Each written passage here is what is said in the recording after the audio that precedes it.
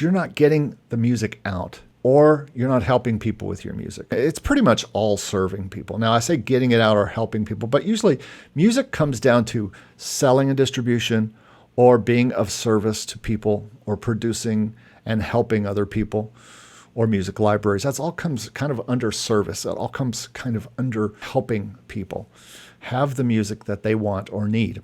If you're an artist, well, you're going to be trying to serve an audience that likes the kind of music that you do. So you're going to be making music, making quality music, and then you're going to be getting it out to Spotify, Apple Music, all the places, YouTube videos, short videos. I just did a short video today and a long video. One of the artists today had a long YouTube video that they put out. Another artist, I put out a short video, and we'll put out many shorts over the next few days because of the single that came out today. So as an artist, you're going to be cranking out music and putting it out there, getting it out. And the more you get out, the better you do. Do you ever hear a new artist for the first time and you go to their Spotify and they have one song or 2 songs or 3 songs, and you're just so disappointed because you really love them, and that second song isn't even like their first song? Or what if you hear a song by someone you really like? Turns out they've been an artist for 20 years, or they've been an artist for 5 or 10 years, and they have tons of back catalog that's very similar to the music that you heard, and you're like, this is awesome. And you follow them, and every time they put new music out, you follow them. Guess what? That's because that person made quality music, put it out, got it to you, the listener, and you became someone who fell in love with that music and said, yeah, I'm so happy that there's a lot here. Now, if you're a composer, there's a whole different set of things that you're going to be doing. You still have to get music out. If you're like a stage composer, well, you've got to really work to get a bunch of sheet music done that orchestral people or chamber orchestras or piano players or whoever you're making your music for, whatever kind of player, or even if it's for yourself, you're making it to get the music on stage in front of an audience. You're serving that audience with the music, and you're serving the orchestral people, or maybe you're hired by an orchestra to compose.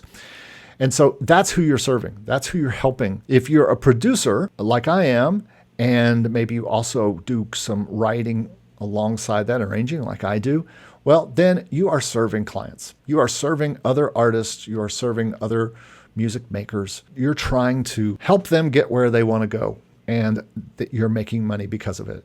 And if your music isn't doing this, if it isn't out where it can be heard, and if it's not helping people, then you're not going to make music income. And if you're doing all three, if you're an artist, composer, and producer like me, well, it's a lot. And you have to get your music out there, and you have to put it to work. You have to release music like I helped several artists do today. They announced it all over their Facebooks and their YouTubes and every place else, and their Instagram and TikToks, and they put videos up so people would know they have new music out. They put more out. The smart artists are doing this every month, as fast as possible. Every week, putting new music out, or if they're not putting new music out, they're putting new little snippets of the music out all the time to just help people hear it and like it, and then want to go and follow it wherever they follow it. You're going to be promoting your music after you've produced and released it. You're going to be promoting it. You're going to be creating music and getting it to libraries or media or whoever needs your music to get it behind things like sync or stock, or to marketing clients, or to video companies, or to churches, or to YouTube channels. Somebody needs the music that you're making, and that's who you are serving with your music. You're going to hear that word a lot, serve. We all know you got to serve somebody. And that's a big part of why you're not making music income. And it's probably not what you want to hear. But the truth is, if you're not serving somebody with your music, whether it's an audience or whether it's a client, you're not going to make music income like you want to. You may be interested in sync licensing. Maybe that's why you're here. You watch this channel because I talk about sync. Fine. That is serving a client, a music library. You're trying to get them interested and serve them. I'm doing briefs for libraries the past 2-3 months because I'm trying to be a team player, serve the library. And hopefully that will bring money in the long run. A music supervisor, you meet a music supervisor and they say, oh, I've got a show that needs a lot of tension music this week. It's a tense show. That's a person you're serving. A show editor. If we go on down the line of this, goes to a music library first, and then eventually a music supervisor gets the song they want.